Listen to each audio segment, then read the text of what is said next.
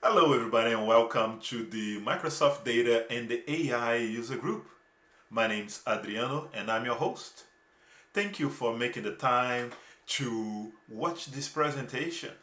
Now, if you're watching us live in real time, please subscribe to the channel and use the live chat to enter your questions, interact with the presenter and other attendees. Also, remember to comment and like this video and share. As a matter of fact, let us know your city and country where you are at watching us right now. Just enter the information in the live chat. Now, if you're watching us on demand after the event has complete, use the comment below the video to enter your location as well as your questions, and we will follow up with you. And remember to be cordial and follow the code of conduct guidelines. Now, if this type of presentation it's what you're looking for regarding Azure data as well as machine learning, artificial intelligence here at the Microsoft Data and AI South Florida, do not hesitate, subscribe to the channel, check out the other videos we have here in the playlists for Microsoft Data and AI in the channel, and learn, share, and enjoy it. Now, today we have an exciting presentation as always, and which we have Thimantha. Let me bring Thimantha here. Hello, Thimantha. How are you today? Hi, Adriano. I'm doing great. What about you? I'm doing well, thank you. Good to hear. Uh, So, tell us, where are you connecting from? so I'm from Sri Lanka.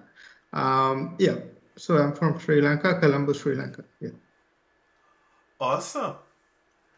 So, how about tell us a bit about your current role and how you came about it? I'm currently working as an associate consultant, Microsoft Business Intelligence at Fortitude. Fortitude is the only Microsoft Gold partner for data and platform and analytics in Sri Lanka. So, so I have been working there for a while, and it's just not business intelligence solutions that we work with. We work with artificial intelligence solutions as well. So, I believe that I have a decent exposure in that area. So, yeah, so that's about me. Awesome. So can you tell us just a little bit about the your presentation? Right. So my presentation is Azure Data Factory using no code in a modern data warehouse. This is basically about a preview feature in Azure Data Factory called Power Query in Azure Data Factory. So I'll be shedding some light on the audience in terms of where to use Power Query in Azure Data Factory in a modern data warehouse solution. Yeah. Awesome. Cool, man. So it sounds very interesting though. And just a quick check here in our live chat. And I see Polly, oh, from Miami. I got some neighbors around, huh? As well as I see also Chuck from here from South Florida, another neighbor here. We also have Ritesh from the United Kingdom. Hello, good night, Ritesh, and welcome. Exciting. So remember, folks, if you are watching us live, subscribe, use the live chat to enter your questions, interact with other attendees, and also drop a comment here. So let's get back to you here, Thimantha, and Yeah. it's all you. Are you ready to get started? Yeah, so I'll be sharing my screen now. Thank you, Adriano. So All I'll right. be sharing my screen right now. Hope you can see my screen. Yes. Awesome. So yeah, so this session is Azure Data Factory using no code in a modern data warehouse. You can also call it Azure Data Factory no code data preparation in a modern data warehouse. Let's get started.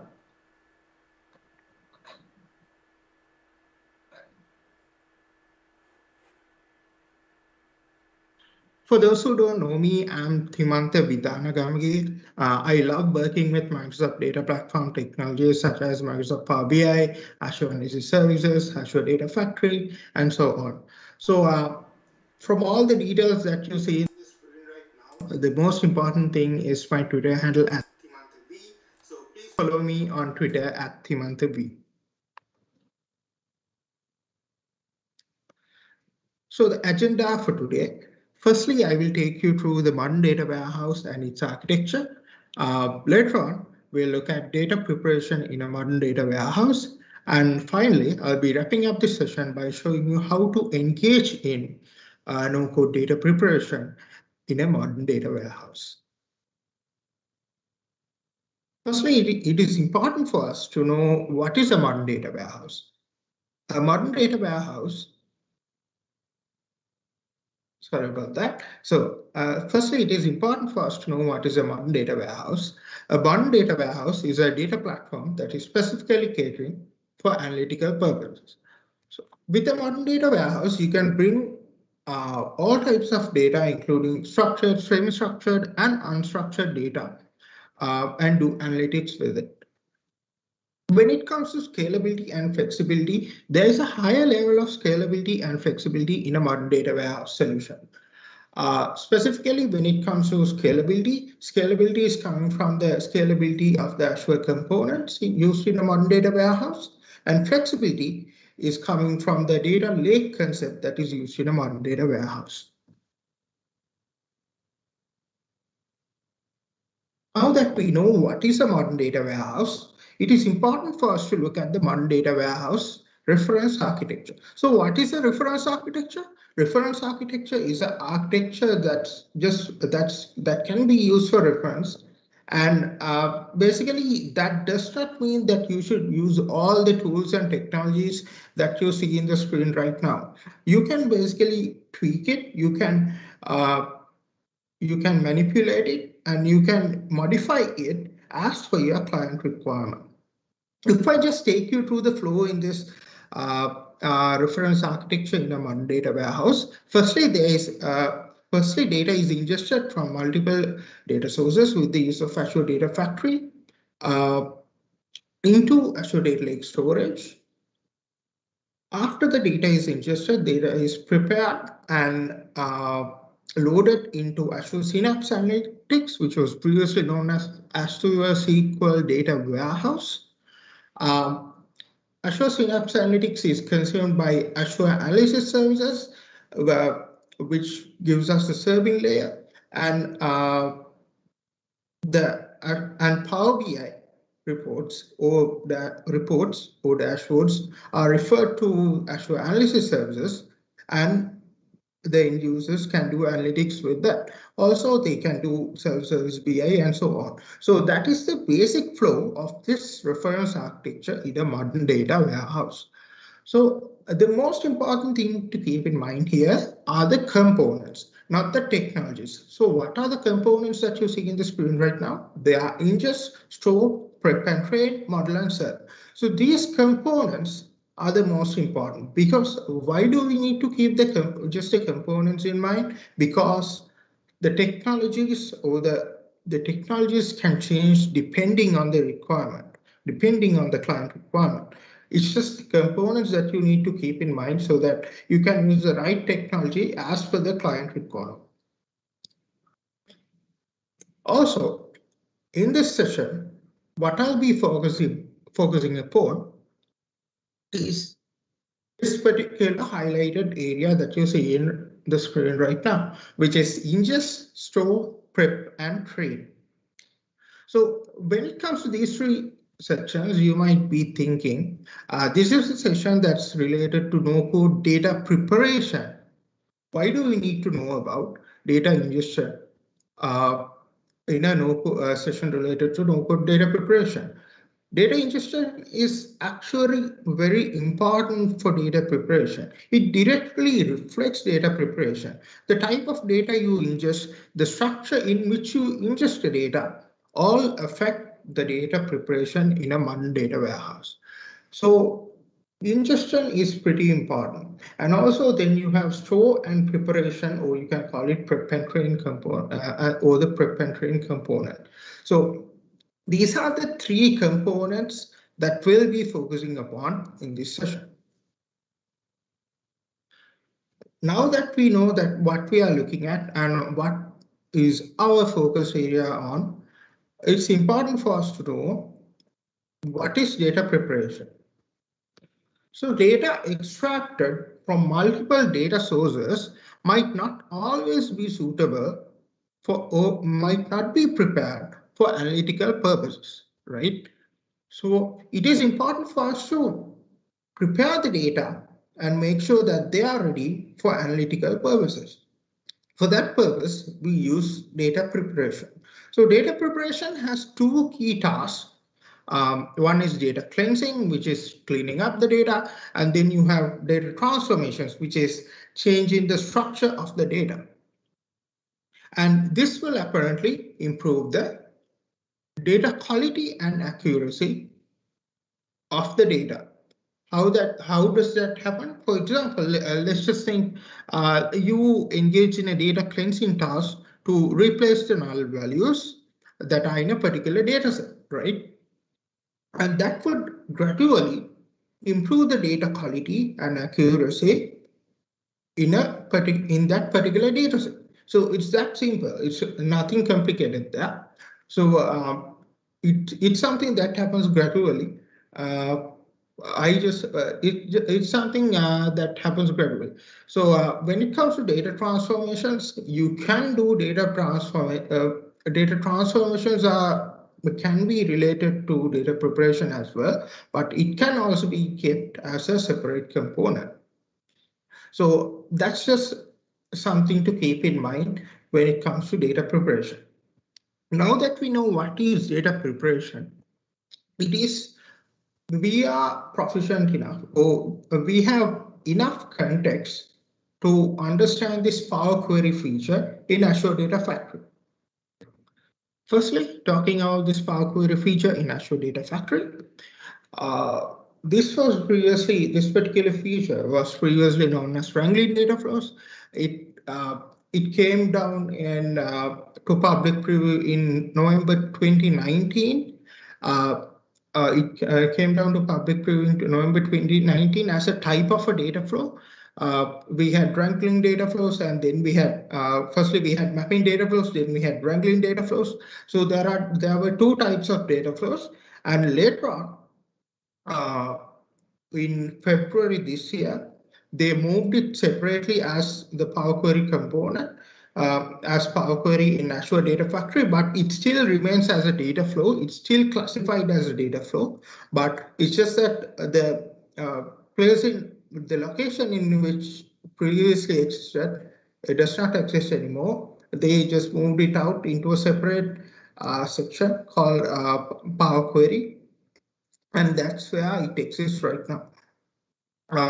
The key advantage of Power Query in Azure Data Factory is that it is no code, or you can say code free, which means that you don't need to know Python, you don't need to know PySpark, you don't need to know even SQL to do any kind of data preparation with Power Query in Azure Data Factory. You just need to know the simple Power Query, the Power Query that you used in Power BI, Power BI data flows, Power BI data sets, and so on. So it's that simple, and there's no much complication involved in this. And the other thing to keep in mind is that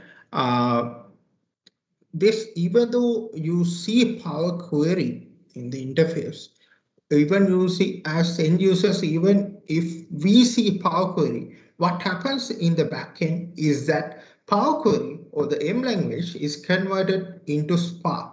So what is Spark? So Spark facilitates big data workloads, and Spark is a unified engine for large-scale data processing. So what happens is the M language that we use is converted into Spark, and basically all the data preparation will be happening in Spark. That's a key advantage. That's something that you should really know when it comes to the backend of Power Query in Azure Data Factory.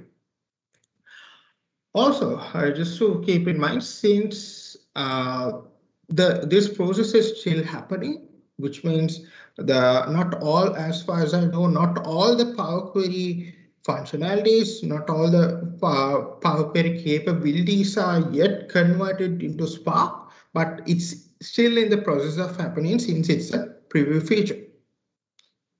Also, as with most of the functionalities and features in Azure Data Factory, Power Query can be executed as a pipeline activity as well.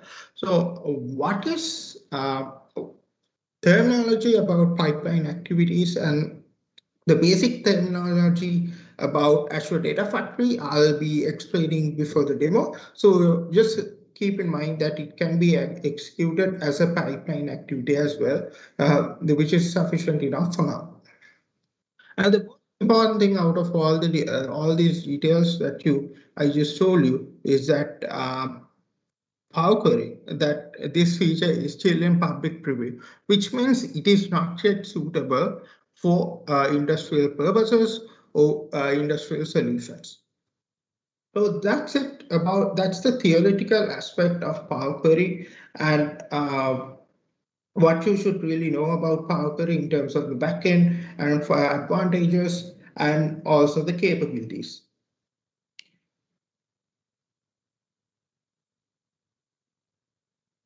Right. Now we understood what is a modern data warehouse. Then we went into the reference architecture in a modern data warehouse. Then afterwards, we went into understanding data preparation, and from data preparation, we moved into Power Query in Azure Data Factory. So now you have a proper understanding of all these aspects, and it is important for us to understand now where this Power Query in Azure Data Factory fits in a modern data warehouse architecture. So if you remember from the reference architecture that I pointed out to you guys, saying that this particular area is what we'll be focusing on in this session, which is ingest, store, and prep and train, which is data preparation. So these are the three components that we'll be focusing on in this session. So with consideration to that, and with the understanding and with the experience I have with modern data warehouse development and all that, I came up with an architecture in terms of where should we use Power Query in Azure Data Factory in a modern data warehouse solution. So this is actually based on my personal experience and my personal knowledge. So if there are any developers out there who had also worked with modern data warehouse solutions and who have a different point of view, please reach out to me. I would love to hear from you. I'm just sharing my point of view in this session so that I can shed some light in terms of where we should use Power Query in Azure Data Factory in a modern data warehouse solution. So that's basically the main goal for me in this session, is to shed some light on Power Query in Azure Data Factory. Where should we use it in a modern data warehouse solution? So let's move into the architecture that I came up with in terms of the components ingest, store, and prep. prep and train, or you can say data progression. So with consideration to these components, I'll be quickly going into my architecture. Firstly, as usual, we have the data sources, and data is ingested with the use of Azure Data Factory into the row section or the row area in Azure Data Lake Gen 2. So I will be explaining the terminology of what does area or section mean after I explain the entire flow. So just keep in mind that it's a row area for now, and later on I'll be explaining what this area is all about. So firstly, data is ingested from data sources as is with the use of Azure Data Factory into the row area in Azure Data Lake Gen 2 or Azure Data Lake, you can say. And the ingested data is used for data preparation. Basically, ingested data that is in the row area is used for data preparation and with Power Query, and the prepared data is loaded into the stage area in Azure Data Lake Gen 2. So that is the basic architecture of with consideration to the three components that I told you guys previously, which is ingest, store, and preparation that I came up with with reference to the modern data warehouse reference architecture. So in this particular architecture, I came up with. So we have the row area and the stage area. So what are these row and stage areas actually called in a data lake? So the actual terminology of this is that these are called zones. Basically, zones are used to organize data in a data lake. So zones cater to different purposes. For example, row data, row zone stores data that are related to a different stage, and stage zone consists of data that are in another stage. So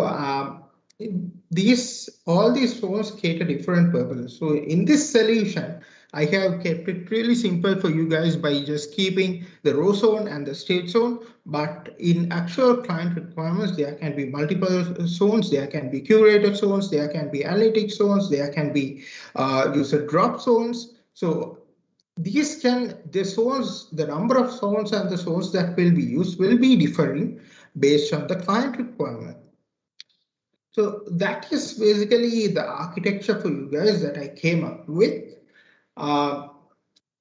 So you will get what I am saying. You will get a clearer understanding of this particular section of the architecture, where I think the Power Query should fit in a modern data warehouse solution. You will get a clearer understanding in the demo. Before we move any further into the demo, it is important for us to understand the basic demo terminology in terms of Azure Data Factory. Firstly, you have link services. So link services are basically connections to respective data sources. So these data sources, they can be links. There can be link services to Azure SQL database, which is a connection to Azure SQL database. There can be link services to Azure Data Lake, which is a connection to Azure Data Lake. And there can be connections to even an Oracle database, which is a connection to Oracle database. So there can be multiple link services such as that, which are basically connections to various data sources. So Azure Data Factory facilitates several data sources to create link services related to various data sources that are not just restricted to Microsoft or Azure. You have Oracle, you have MongoDB, so you have a great variety in that. So simply you can connect almost any data source into Azure Data Factory with the use to Azure Data Factory with the use of the link services. And the link services are referred to something called datasets to create datasets. So datasets are the referred data and its data structure that will be used to perform certain actions, right? Perform certain actions in Azure Data Factory. So these datasets, right? If your link service is Azure SQL database, your dataset can be a view or it can be a table, right? So if your link service is an Azure data lake, your dataset will obviously be a Parquet file, or CSV file, TSV file, you name it. So it will basically be a file. So whatever the data that is coming in from the link services will be directly referred to these datasets.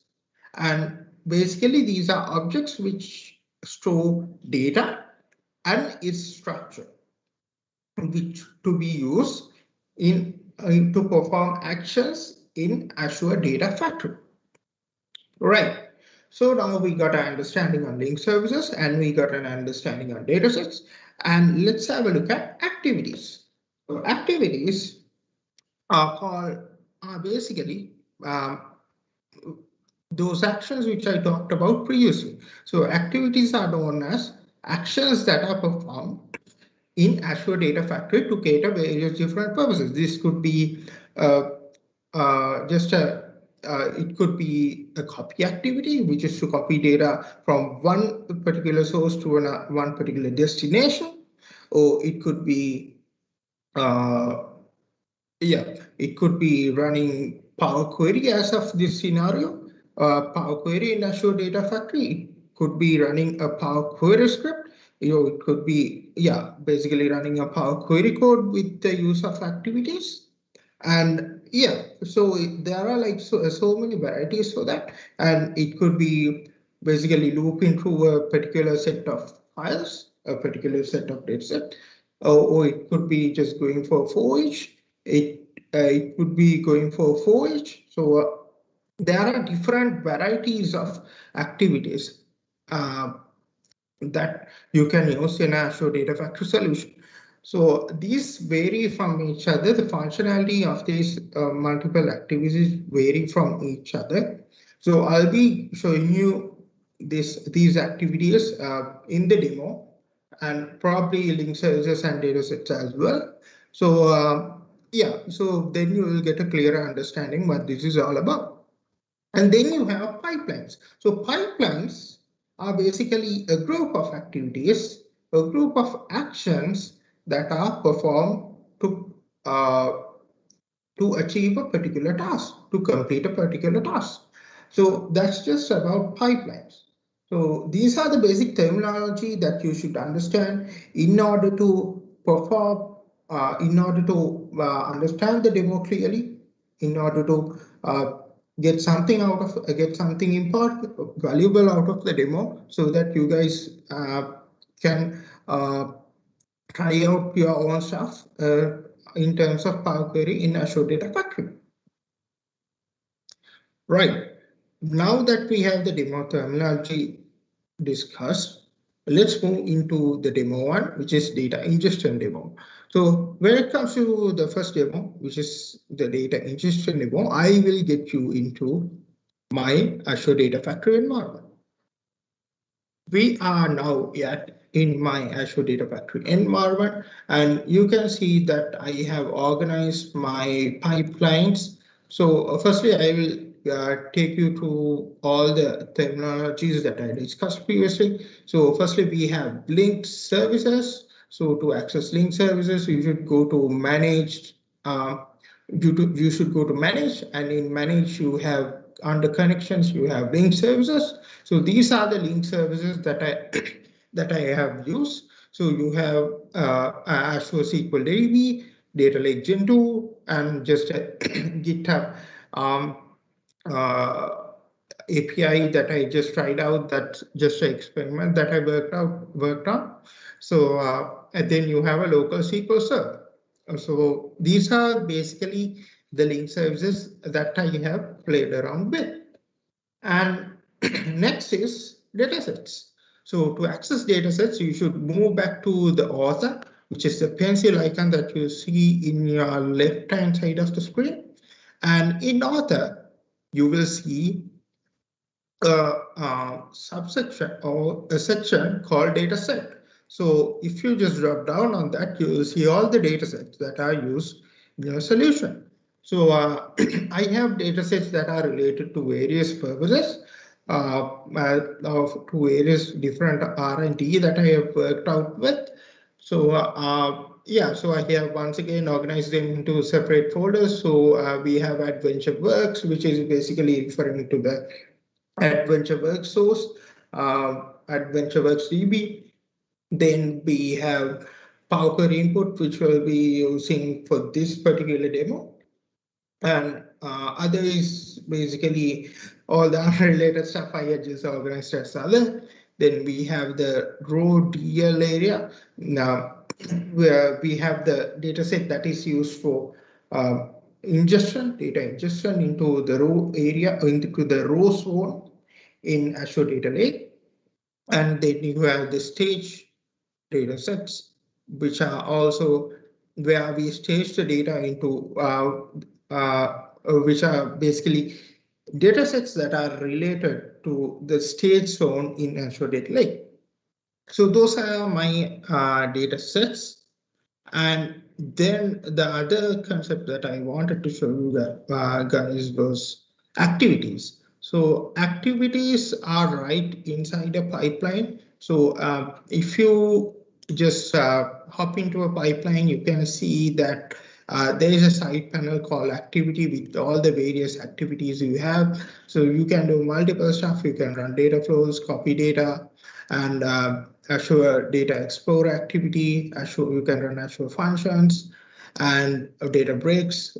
You can run batches. The batch service, I'm not really sure what this is, but yeah, as far as I know, this is basically used to run batches of data. So then you have HT Insight, data lake analytics, machine learning, iterations and conditions, which are basically if conditions, for each, as I told you previously, switch statements, and stuff like that. And then you have the Power Query, which will be used in this session. So that is about action. So all the activities. So all these are actions that you can perform with the use of Azure Data Factory inside a pipeline. And also, now we went through link services, we went through datasets, and we went through activities. And now let's have a look at pipelines. So pipelines are right under factory resources. You can see here. So you have pipelines in a pipeline icon here.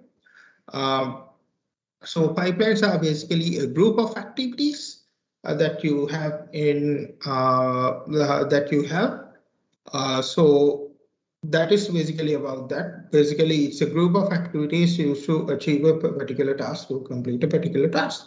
So yeah. So for example, if I just get you, through the example, we have data ingestion, which is basically what this demo is all about. And inside data ingestion, we have an ingest main. So the purpose of ingest main is to execute the pipelines that are that are used to execute all the pipelines, basically that are referred for data ingestion. So that's the main purpose of the ingest main pipeline. So that is done with multiple activities, as you can see here. So that is something to just give you a basic understanding of that. So I think you have a better understanding in terms of terminology and concept in Azure Data Factory, the basic concepts.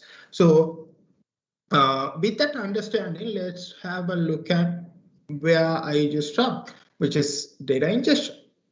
So you have the ingest main pipeline, which is like the parent pipeline, as I told you before, which executes the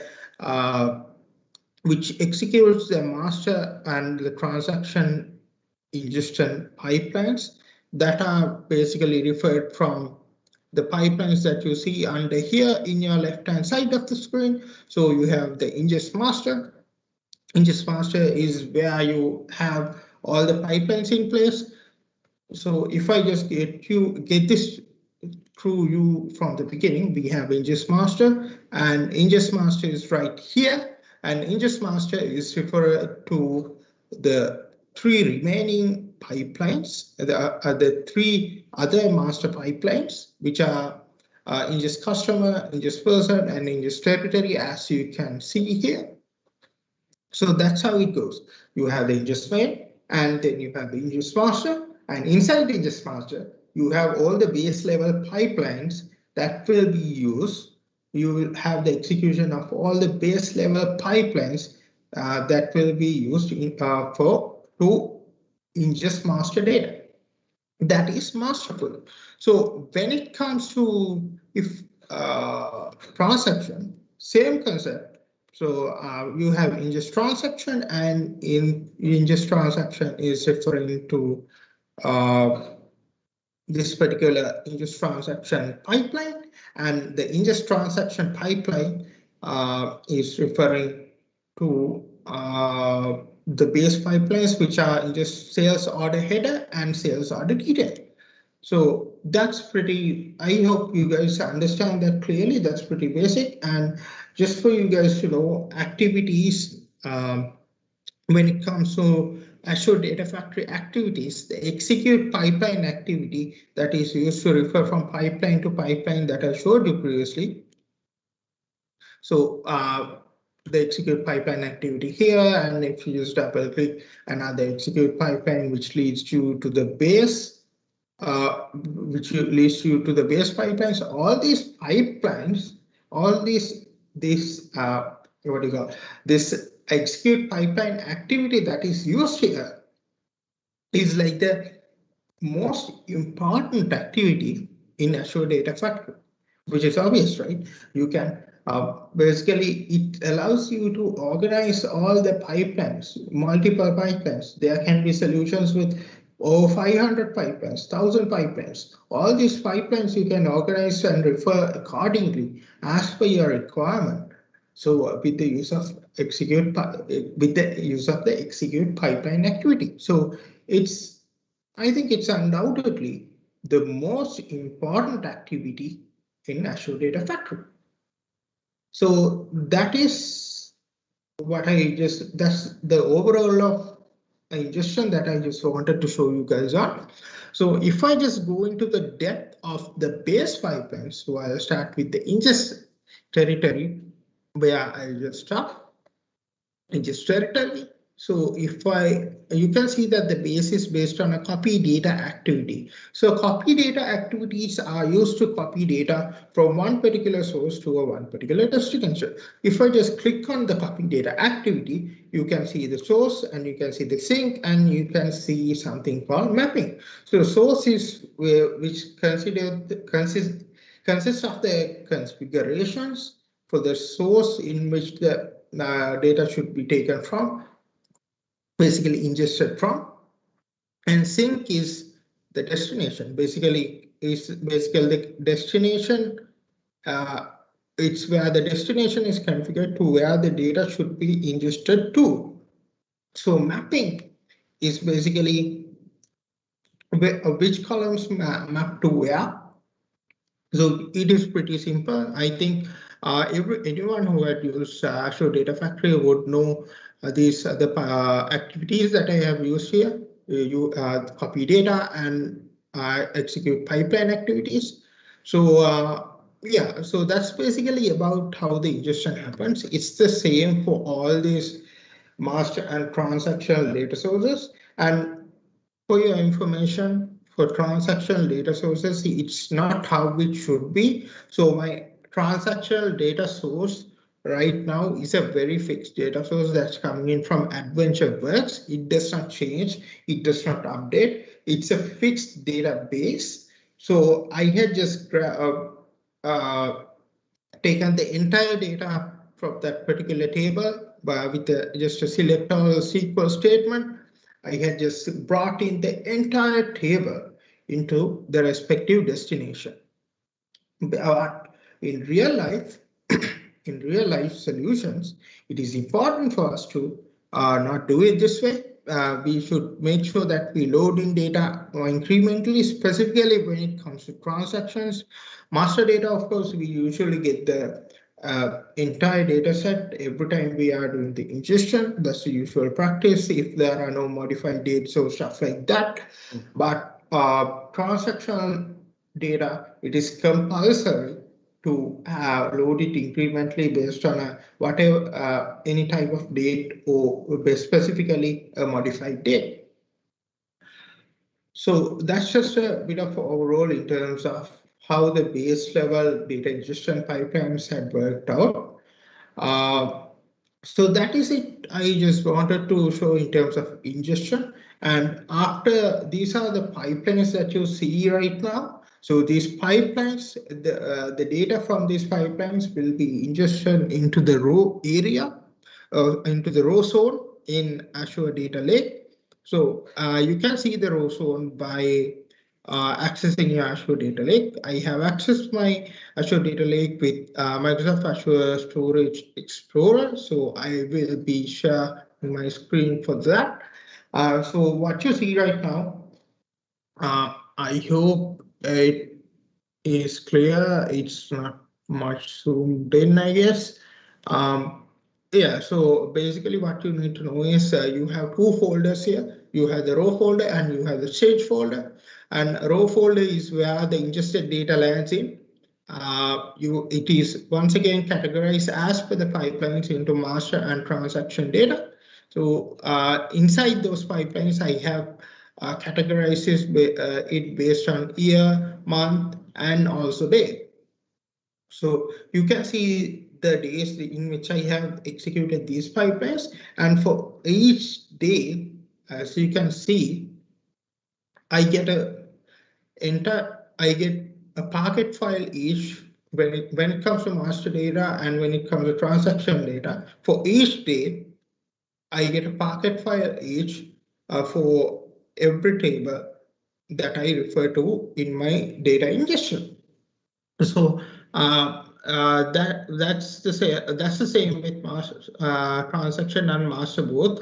But as I told you previously, transaction, this is not the way how it should happen in an actual solution. It should be loaded in incrementally. Why do we do that? Because it's the data loading will be getting a lot of time, and it's not really a good practice to get the entire data set in terms of transaction data. We should refer to a modified date or simply any kind of date and just bring the incremental data into our data lake,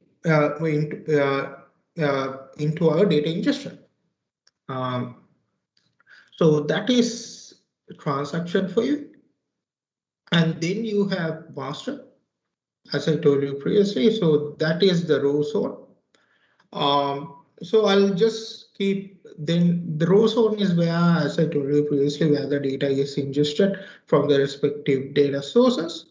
And then we have the stage zone. So what happens is, next we have the data preparation demo. So before I head into that, I just wanted to tell you that you have the data from the row zone will be referred and used for data preparation and will be loaded into the prepared data will be loaded into the stage zone. So that is how the flow works. I think I explained everything in the I explained the entire process in the architecture section of the architecture that I showed you guys as well.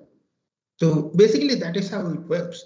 So I'll head into the next demo right now, which is the data preparation demo, which is the second and the final demo of the day. If I just head into the data preparation demo,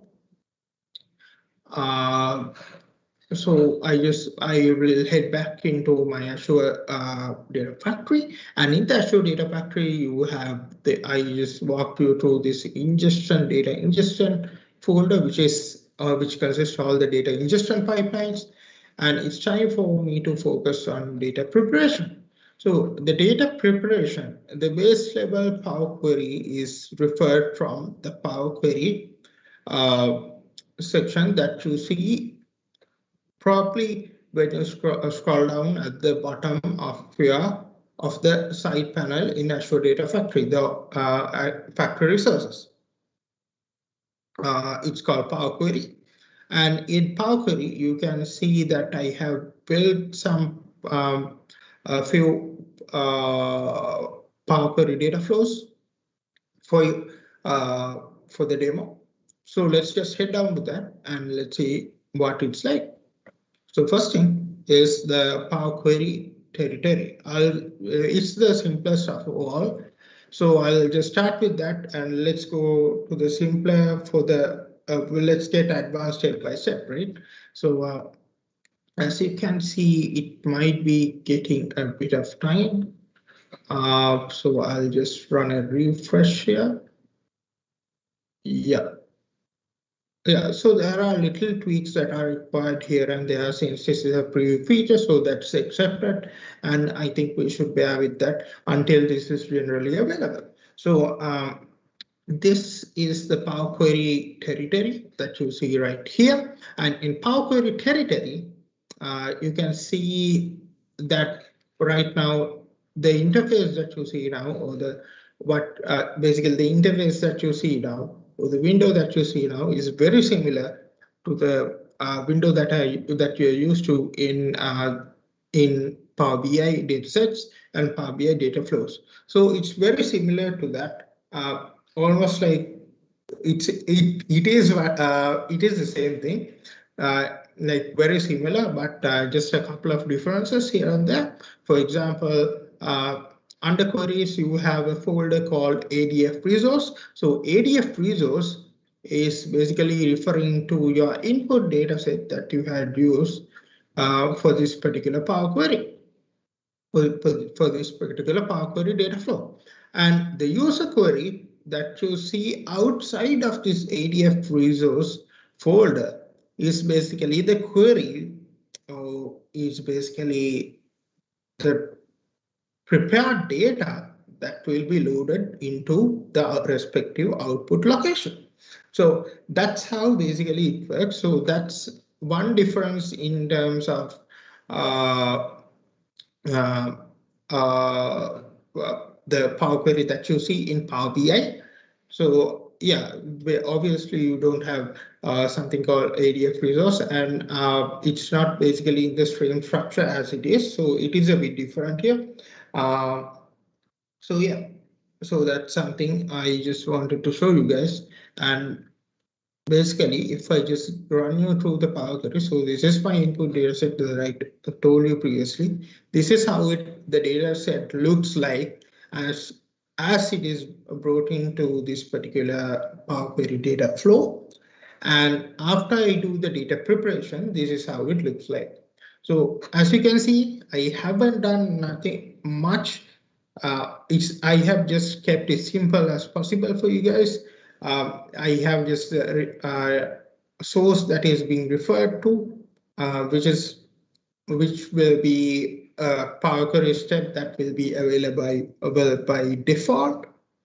And also with that, I have just removed some of the columns that I felt that I will not require for my analytical purposes. So I had just done that. And what I had done is, so this Power Query territory, I had loaded it into my Azure Data Lake. So in Azure Data Lake, if I just go into the stage folder, and inside the stage folder, if I go into the master folder, and in the master folder, you would see a folder called territory. And in the folder called territory, we'll have the same structure for load, hierarchical structure, month, year, month, day, and from day it will go to the Parquet file, which is the prepared data that you have here. So you have the prepared data here to be used for analytical purposes.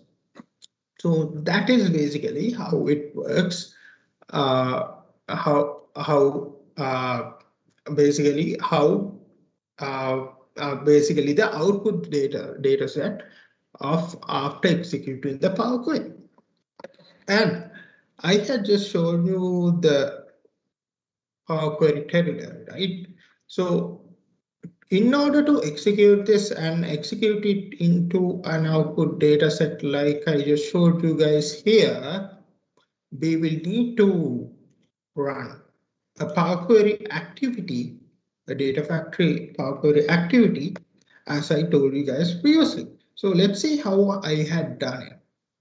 If I just go into my folders and go to the data preparation folder, and in the preparation folder, if I go into the master folder, and in the master folder, you have something called prepare territory. Prepare territory. In prepare territory, you can see the Power Query activity. I had used the Power Query activity, and I had referred to this PQ territory, the Power Query named PQ territory. I had referred to that, and I had basically executed that. And loaded into the output dataset. So getting into this stage is very simple. So I'll be showing you the how-tos after I just show you what it's like once you get things going. And afterwards, I will be showing you how to prepare a data flow, how to prepare a Power Query data flow, and how to basically call that data flow from here and basically get your job done.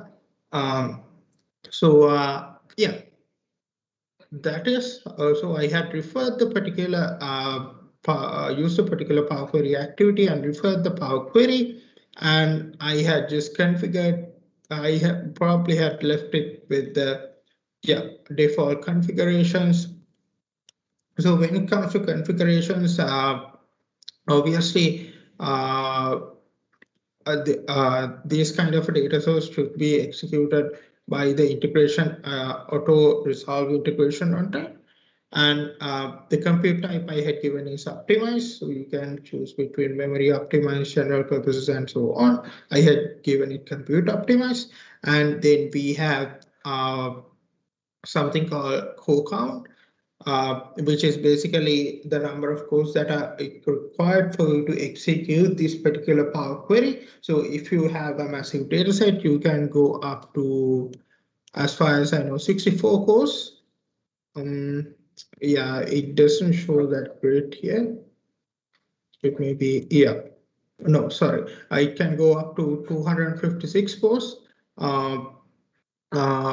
as per your requirement.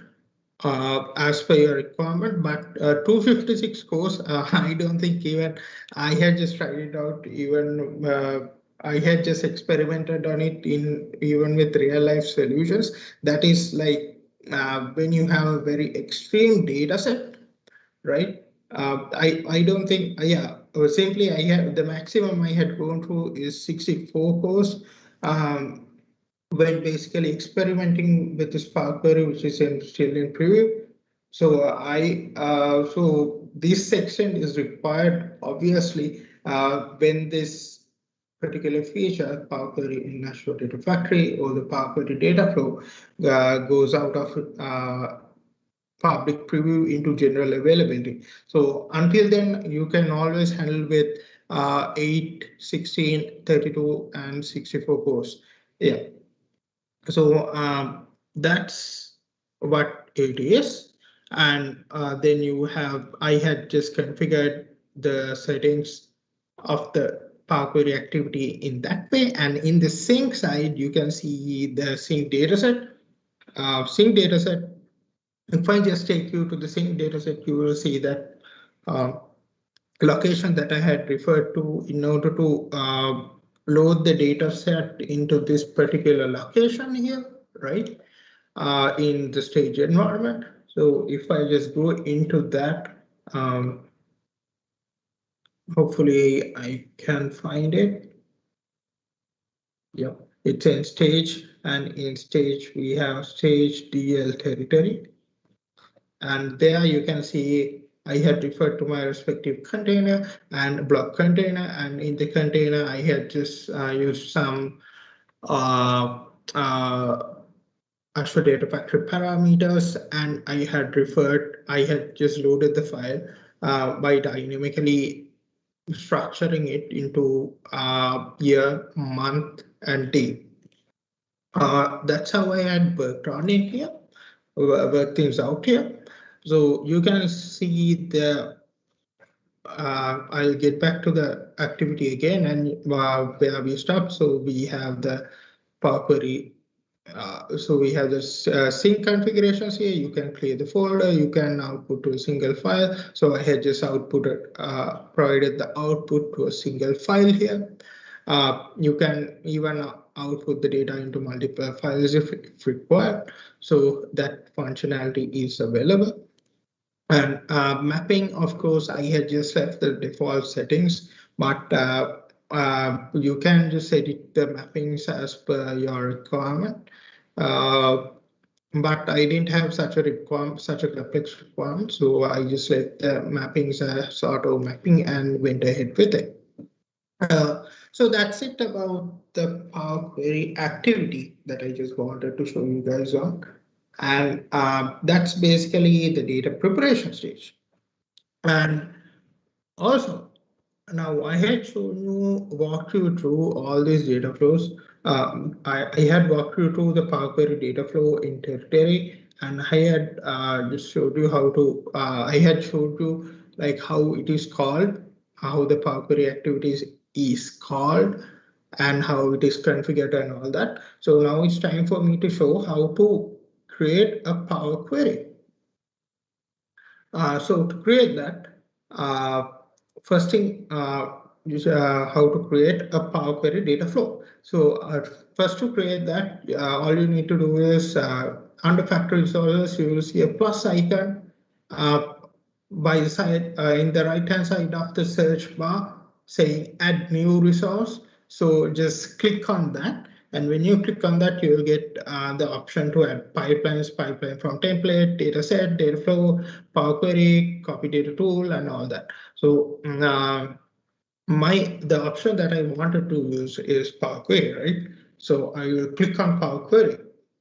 And when I click on Power Query, I would get an interface like this where I can provide a Power Query name, PQ name. I would say I would say territory demo. I would use the same territory pipeline, and I would refer it to the respective territory input dataset. Yep. So let's see what I had named it as. So it's PQ territory. So PQ territory. Yeah, we are all good with that. And it should get me to the Power Query. So the query is being executed and the data is being loaded.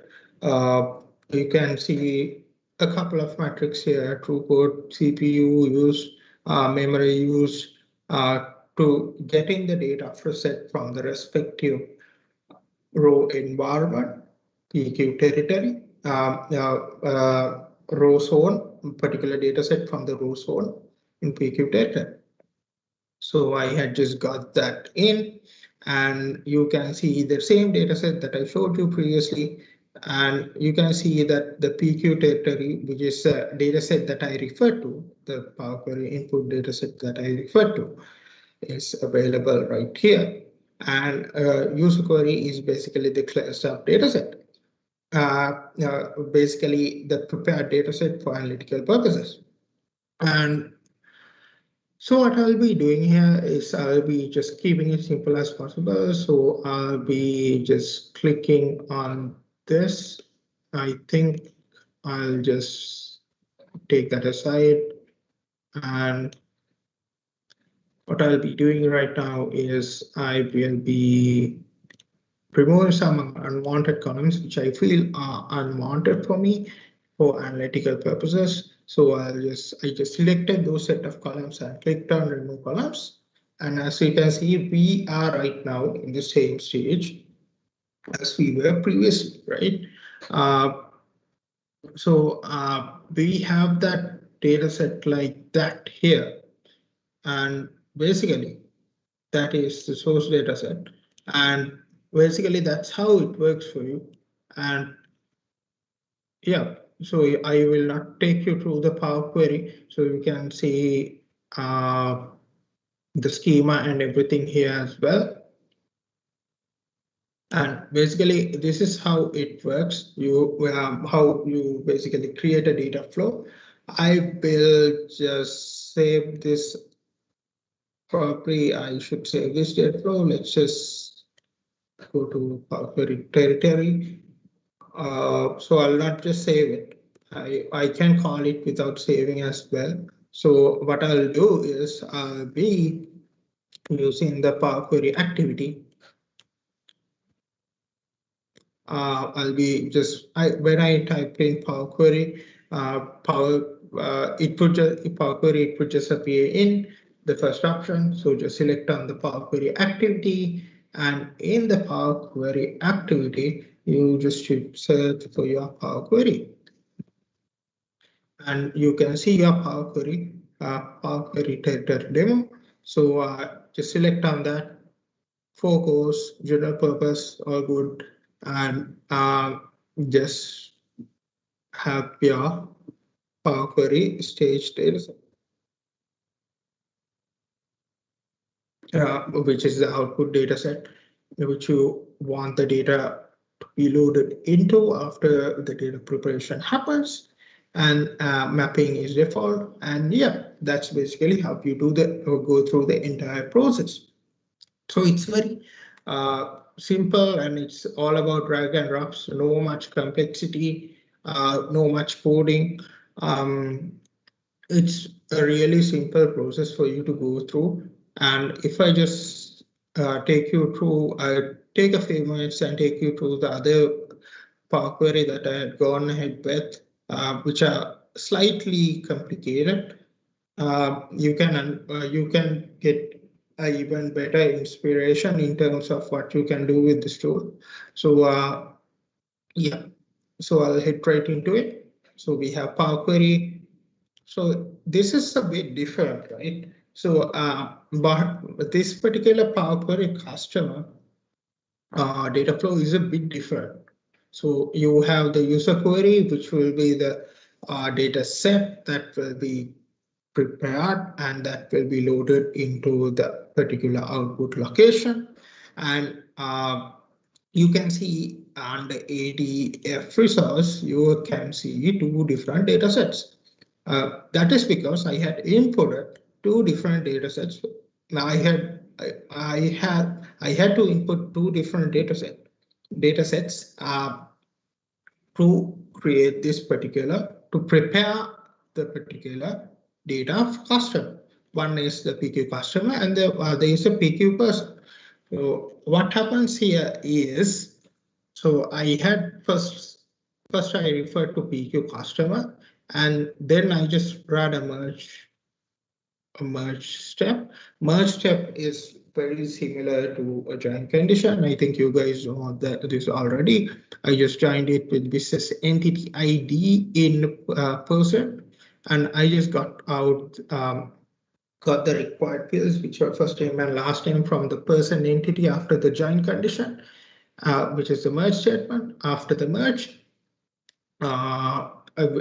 basically, which is after the merge in Power Query, I just got out the required columns, as you can see here. Power Query, I just got in the first name, last name fields, and email promotion. And afterwards, what I did was I removed the unwanted columns, and I just consolidated the data set, prepared the data set, and made it ready for analytical purposes. And this will be going through the same process as I did with the territory. It will be called with the Power Query activity, and once it's executed, it will be loaded into the output location, which is a stage zone in Azure Data Lake. And you have after that Power Query, you have Power Query Sales, which is a transactional data source, which is a transactional which are basically transactional tables that I have consolidated.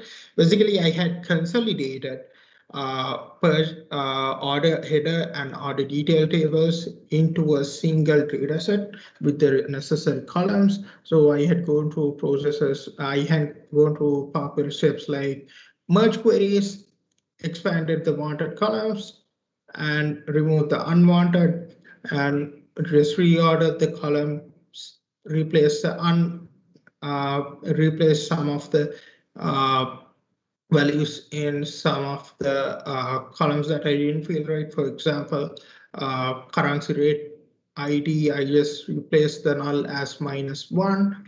And what I had done here is I had renamed the some of the columns as well. So that's how I consolidated the transactional sales data. That's how I basically consolidated the order header and order detail as input datasets, how I use them as input datasets to Power Query, and now how I consolidated that into a single sales dataset for analytical purposes.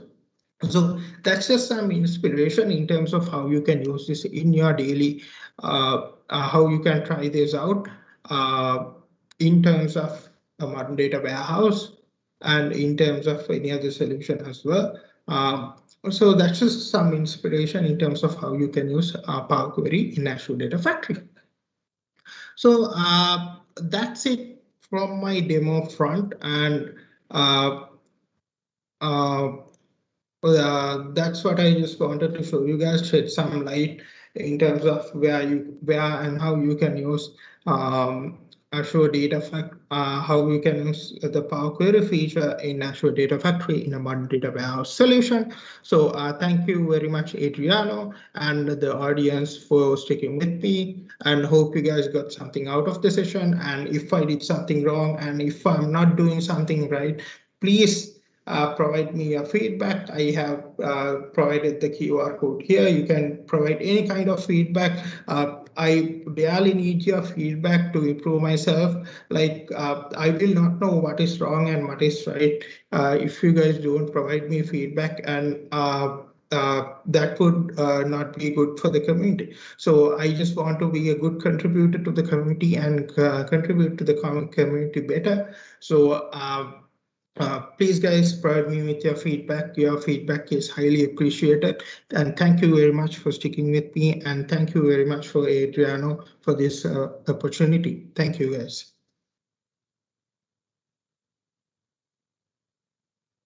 Yeah,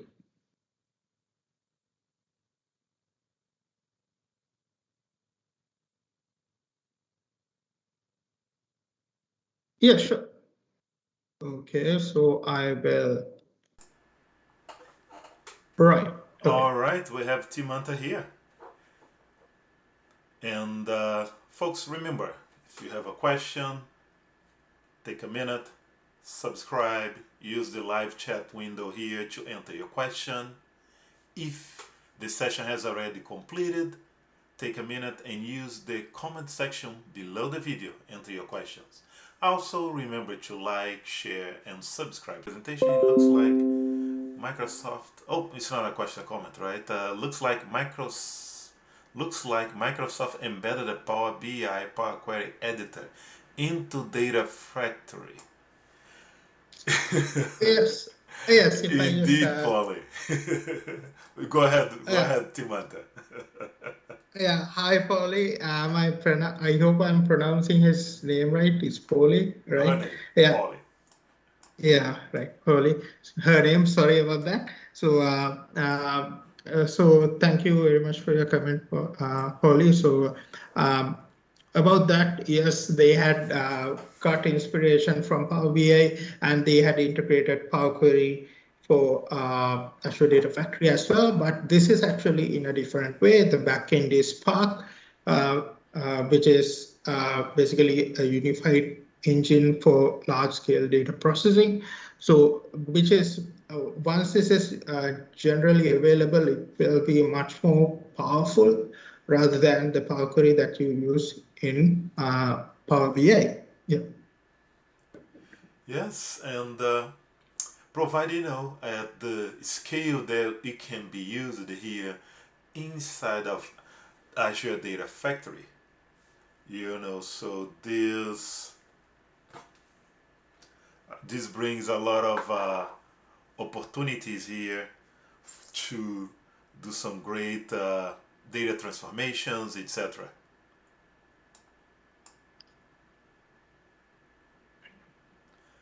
Now let me check if there's any more questions here. All right, I don't see any more questions at this point.